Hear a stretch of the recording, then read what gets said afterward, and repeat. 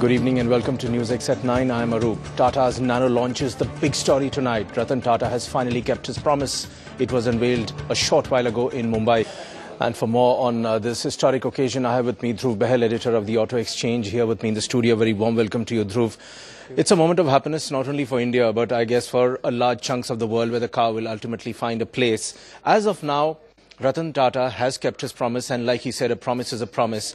In commercial terms, what does it mean from this point onwards? Well, for starters, I think it's going to generate a lot of cash flow for Tata Motors.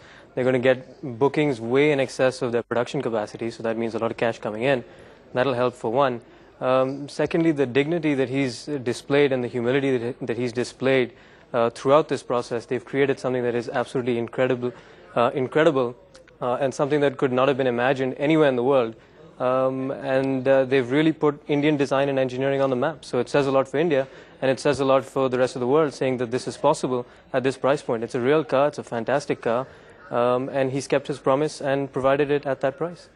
For the millions of people who would go in for the car very soon, how does it compare with, say, a Maruti Suzuki, which had the 800cc in particular, which virtually changed the Indian car scenario at a point in time in the late 80s, and things have never been the same. They do have a certain value, but how does this car compete with them?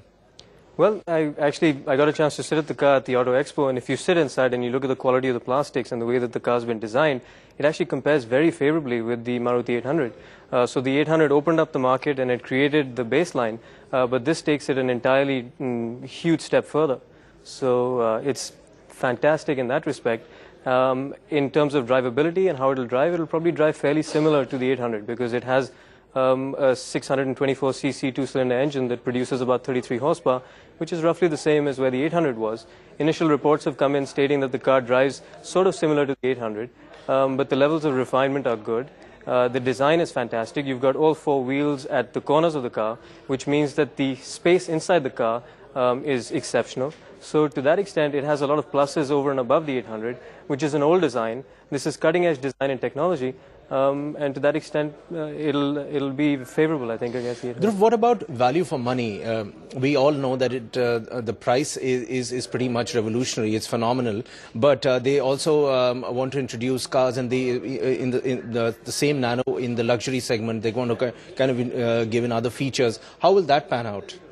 Well, I think where they're going to make more of their money and where they're going to get the margins is probably at the higher end of the scale. So they're probably going to look at doing a certain number of cars at the base level, keeping their promise. But where they're really going to be looking to push sales is in the higher end models, the two models that are priced above the 1 lakh X showroom cost. So we also have a CRISIL report which says that the Nano may bring 65% more families into the range of those who can now afford a car. Yeah, but I mean, the production volumes aren't such that you're going to get millions of more car users. Yes, the accessibility is there, and that's what Mr. Ratan Tata was trying to do, but that doesn't mean that the roads are suddenly going to be full of Nanos because the production capacity just isn't there as yet. So they have made it attainable, but it'll be spread across rural markets, urban markets, cities across the country. So there won't be a Nano at every single traffic light, but it does make it that much more attainable. And the risk that comes with that, of course, is that they need to then make sure that people who are first-time users and first-time drivers know how to use a car to begin with, or don't overload a car or put a carrier on the roof, which would increase the center of gravity that much more and make things unsafe. So there's a little bit of a learning involved, but it'll be for the better. I believe the insurance premium is going to be pretty high. Is that correct? I don't know. On that front, I can't help you. I don't know. Okay. And when we are talking about the competition ahead, the research that we have, it talks about the Bajaj Auto coming out with a small car probably in 2011. Mahindra has also said that they may look at launching a small car. And global majors, Ford, Toyota, Volkswagen, Honda and Fiat are also planning to launch small cars in India. So why the small car, and why is this so much of a buzz suddenly? Is it only because of Nano? Well, that's the beauty of it. It's shown the world what's possible at this price point. So Bajaj is going to be tying up with Renault Nissan to produce this small car. So you've got the entire world looking at India now as a place to not only manufacture but also design and execute a car like this. So Renault Nissan, which is a huge global major, is going to rely on Bajaj and their intellectual expertise to develop a car that's going to be ultra low cost.